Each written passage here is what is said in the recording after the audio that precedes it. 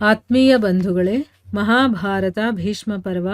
ಇದರಿಂದ ಭೀಷ್ಮರ ಪರಾಕ್ರಮ, ಶ್ರೀಕೃಷ್ಣ ಭೀಷ್ಮರನ್ನ ಕೊಲ್ಲೋದಕ್ಕೆ ಉದ್ಯುಕ್ತನಾಗೋದು, ಮತ್ತೆ ಅರ್ಜುನನ ಪುರುಷಾರ್ಥ, ಈ ವಿಷಯದ ಬಗ್ಗೆ ನಾವು ತಿಳ್ಕೊಳ್ತಾ ಇದ್ವಿ.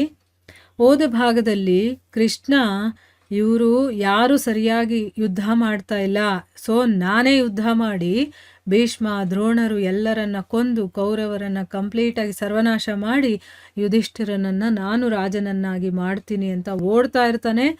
ಆಗ ಅರ್ಜುನ ಅವನ ಕಾಲನ್ನ ಹಿಡ್ಕೊಂಡು ಬೇಡ್ಕೊಳ್ತಾನೆ, ಕೇಶವ ನೀನು ಕೋಪ ಮಾಡ್ಕೋಬೇಡ, ಶಾಂತನಾಗು, ನೀನೇ ಪಾಂಡವರಿಗೆ ಆಧಾರ.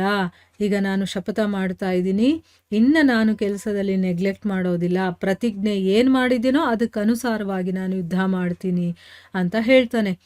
ಆಗ ಕೃಷ್ಣನಿಗೆ ಸಂತೋಷ ಆಗುತ್ತೆ. ಸರಿ ಅಂತ ಅವನಿಗೆ ಒಳ್ಳೇದು ಮಾಡಬೇಕಲ್ಲ ಈಗ ಅಂತಂದ್ಬಿಟ್ಟು ಚಕ್ರ ಸಹಿತ ರಥದಲ್ಲಿ ಹೋಗಿ ಕೂತ್ಕೊಳ್ತಾನೆ. ಮತ್ತೆ ತನ್ನ ಪಾಂಚಜನ್ಯ ಶಂಖದ ಧ್ವನಿಯಿಂದ ಏನು ಮಾಡ್ತಾನೆ, ಎಲ್ಲ ದಿಕ್ಕುಗಳಲ್ಲೂ ಆ ಧ್ವನಿ ಮೊಳಗಬೇಕು, ಆ ರೀತಿ ಮಾಡ್ತಾನೆ. ಆ ಒಂದು ಸಮಯದಲ್ಲಿ ಕೌರವ ಸೈನ್ಯದಲ್ಲಿ ಕೋಲಾಹಲನೇ ಉಂಟಾಗತ್ತೆ.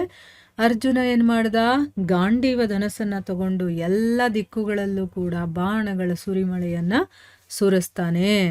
ಆಗ ಭೂರಿಶ್ರವ ಏನು ಮಾಡ್ತಾನೆ, ಅರ್ಜುನನ ಮೇಲೆ 7 ಬಾಣಗಳನ್ನ, ದುರ್ಯೋಧನ ತೋಮರಗಳನ್ನ, ಶಲ್ಯ ಗದೆಯನ್ನ, ಮತ್ತೆ ಭೀಷ್ಮರು ಶಕ್ತಿಯ ಪ್ರಹಾರವನ್ನ ಮಾಡ್ತಾರೆ. ಶಕ್ತಿ ಅಂತಂದ್ರೆ ತ್ರಿಶೂಲ, ಅದರ ಪ್ರಹಾರವನ್ನ ಮಾಡ್ತಾರೆ.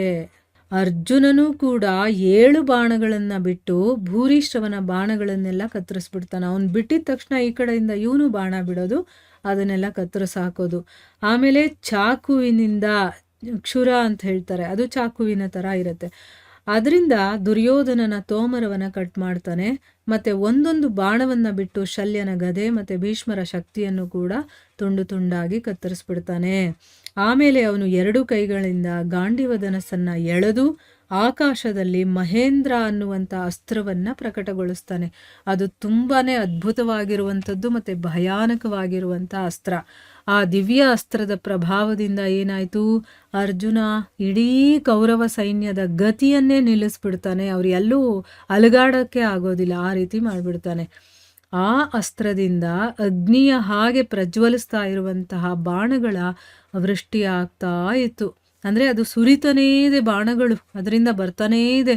ಮತ್ತು ಶತ್ರುಗಳ ರಥ, ಧ್ವಜ, ಧನಸ್ಸು ಮತ್ತು ಭುಜಗಳನ್ನೆಲ್ಲ ಕತ್ತರಿಸ್ತಾ ಇದೆ ಅದು, ಆ ಬಾಣಗಳು. ರಾಜರ, ಆನೆಗಳ ಮತ್ತು ಕುದುರೆಗಳ ಶರೀರದ ಒಳಗಡೆನೆ ನುಗ್ಗುಬಿಡ್ತಾ ಇದ್ವು. ಈ ರೀತಿ ತುಂಬ ಚೂಪಾದ ಬಾಣಗಳ ಜಾಲವನ್ನು ಹರಡಿ ಅರ್ಜುನ ಸಂಪೂರ್ಣ ದಿಕ್ಕುಗಳನ್ನು ಮತ್ತು ಉಪದಿಕ್ಕುಗಳನ್ನು ಕೂಡ ಮುಚ್ಚಿಬಿಟ್ಟ. ಮತ್ತು ಗಾಂಡೀವ ಧನಸ್ಸಿನ ಠಂಕಾರದಿಂದ ಶತ್ರುಗಳ ಮನಸ್ಸಲ್ಲಿ ಅತ್ಯಂತ ನೋವನ್ನು ಕೂಡ ತುಂಬಿಸ್ದ. ರಕ್ತದ ನದಿನೇ ಹರಿಯೋದಕ್ಕೆ ಶುರುವಾಯಿತು. ಕೌರವ ಸೈನ್ಯದ ಪ್ರಮುಖ ವೀರರು ನಾಶವಾದದ್ದನ್ನು ನೋಡಿ ಛೇದಿ, ಪಾಂಚಾಲ, ಕರುಷ ಮತ್ತು ಮತ್ಸ್ಯದೇಶಿಯ ಯೋಧರು ಮತ್ತು ಎಲ್ಲ ಪಾಂಡವರು ಕೂಡ ತುಂಬ ಜೋರಾಗಿ ಹರ್ಷನಾದವನ್ನು ಮಾಡ್ತಾರೆ. ಅರ್ಜುನ ಮತ್ತು ಶ್ರೀಕೃಷ್ಣ ಕೂಡ ಹರ್ಷವನ್ನು ಪ್ರಕಟಪಡಿಸ್ತಾರೆ. ಆಮೇಲೆ ಸೂರ್ಯ ದೇವ ತನ್ನ ಕಿರಣಗಳನ್ನು ಹಿಂದೆಗೆದುಕೊಳ್ಳೋದಕ್ಕೆ ಪ್ರಾರಂಭ ಮಾಡ್ದ. ಅಂದರೆ ಏನು, ಸೂರ್ಯ ಮುಳುಗೋದಕ್ಕೆ ಶುರುವಾಯಿತು. ಈ ಕಡೆ ಕೌರವ ವೀರರ ಶರೀರ ಅಸ್ತ್ರಶಸ್ತ್ರಗಳಿಂದ ತುಂಡು ತುಂಡಾಗ್ತಾ ಇದ್ವು. ಯಾವ ಕಡೆಯಿಂದ ನೋಡಿದ್ರೂ ಕೂಡ ಬಾಣಗಳು ಬರ್ತಾನೆ ಇದೆ, ಆ ಶರೀರಗಳನ್ನು ಎಲ್ಲ ತುಂಡಾಗಿ ಕತ್ತರಿಸ್ತಾ ಇದೆ. ಯುಗಾಂತ ಕಾಲದ ಹಾಗೆ, ಅಂದರೆ ಈ ಯುಗವೇ ಮುಗಿದೋಗೋ ಸಮಯದಲ್ಲಿ ಹೇಗಾಗುತ್ತೋ ಹಾಗೆ ಎಲ್ಲ ಕಡೆ ಹರಡಿರುವಂತಹ ಅರ್ಜುನನ ಐಂದ್ರ ಅಸ್ತ್ರ ಇದೆಯಲ್ಲ, ಅದು ಕೂಡ ಈಗ ಎಲ್ಲರಿಗೂ ಕೂಡ ಅಸಹ್ಯವಾಗಿದೆ. ಅಂದರೆ ಸಹಿಸ್ಕೊಳ್ಳೋದಕ್ಕೆ ಆಗ್ತಾ ಇಲ್ಲ ಅವರಿಗೆ.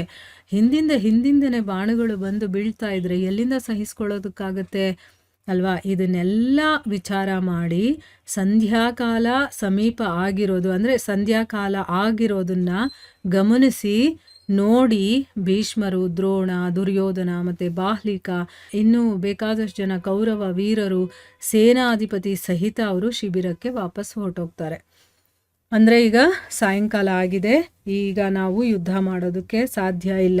ನಮ್ಮ ಕಡೆಯವರು ಬೇಕಾದಷ್ಟು ಜನ ಸತ್ತು ಹೋಗಿದ್ದಾರೆ. ಈಗ ಇನ್ನೂ ಇಲ್ಲೇ ಇದ್ದರೆ ಇನ್ನೊಂದಷ್ಟು ಜನ ಎಲ್ಲರೂ ಸತ್ತು ಹೋಗ್ತಾರೆ ಅಂತ ತಿಳ್ಕೊಂಡು ಹೇಗೂ ಸಾಯಂಕಾಲ ಆಗಿದೆ, ಇನ್ನು ಯುದ್ಧವನ್ನು ನಿಲ್ಲಿಸೋದೇ ಒಳ್ಳೆಯದು ಅಂತಂದ್ಬಿಟ್ಟು ಅವರೆಲ್ಲ ಶಿಬಿರಕ್ಕೆ ವಾಪಸ್ ಬರ್ತಾರೆ.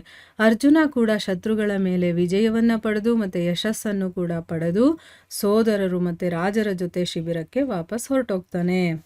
ಕೌರವರ ಸೈನಿಕರು ಶಿಬಿರಕ್ಕೆ ಹಿಂದಿರುಗುವಂಥ ಸಮಯದಲ್ಲಿ ಒಬ್ಬರು ಇನ್ನೊಬ್ಬರಿಗೆ ಹೇಳೋದಕ್ಕೆ ಶುರು ಮಾಡ್ತಾರೆ, ಆಹಾ, ಈ ದಿನ ಅರ್ಜುನ ಬಹಳ ದೊಡ್ಡ ಪರಾಕ್ರಮವನ್ನು ತೋರಿಸಿದಾನಪ್ಪ, ಬೇರೆ ಯಾರೂ ಈ ರೀತಿ ಮಾಡೋದಕ್ಕೆ ಸಾಧ್ಯನೇ ಇಲ್ಲ. ತನ್ನದೇ ಬಾಹುಬಲದಿಂದ ಅವನು ಇವತ್ತು ಅಂಬಷ್ಪತಿ, ಶ್ರುತಾಯು, ದುರ್ಮರ್ಷಣ, ಚಿತ್ರಸೇನ, ದ್ರೋಣ, ಕೃಪ, ಜಯದ್ರಥ, ಬಾಹ್ಲಿಕ, ಭೂರಿಶ್ರವ, ಶಲ, ಶಲ್ಯ ಮತ್ತು ಭೀಷ್ಮರ ಸಹಿತ ಅನೇಕ ಯೋಧರ ಮೇಲೆ ವಿಜಯವನ್ನು ಅವನು ಪಡೆದಿದ್ದಾನೆ. ಎಂಥ ವೀರತ್ವವನ್ನು, ಪರಾಕ್ರಮವನ್ನು ತೋರಿಸಿದ್ದಾನೆ ಅರ್ಜುನ ಅಂತ ಅಲ್ಲಿ ಎಲ್ಲರೂ ಕೂಡ ಒಬ್ರಿಗೊಬ್ರು ಮಾತಾಡ್ಕೊಂಡು ಹೋಗ್ತಾ ಇದ್ದಾರೆ. ಅಂದರೆ ಇಲ್ಲಿ ಪಾಂಡವರ ಸೈನಿಕರಲ್ಲ, ಕೌರವರ ಸೈನಿಕರೇ ಇಲ್ಲಿ ಮಾತಾಡ್ಕೊಂಡು ಹೋಗ್ತಾ ಇದ್ದಾರೆ ಅವನ ಪರಾಕ್ರಮವನ್ನು ಮೆಚ್ಚಿ. ಅಷ್ಟು ಚೆನ್ನಾಗಿ ಇವತ್ತು ಪರಾಕ್ರಮವನ್ನು ತೋರಿಸಿದ್ದಾನೆ ಅಂತಂದ್ಬಿಟ್ಟು ಹೊಗಳ್ಕೊಂಡು ಹೋಗ್ತಾ ಇದ್ದಾರೆ. ಇಲ್ಲಿಗೆ ನಾವು ನಿಲ್ಲಿಸೋಣ. ಹರೇ ಕೃಷ್ಣ.